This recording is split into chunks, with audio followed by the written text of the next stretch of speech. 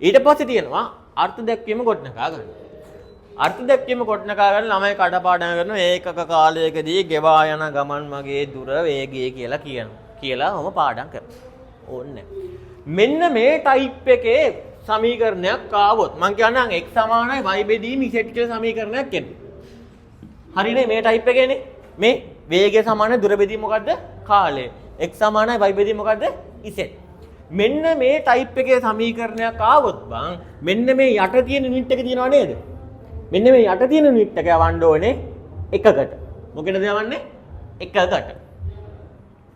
එතකොට මට මේක අර්ථ දක්වන්න පුළුවන් මොකද්ද? ඒකක කාලයකදී.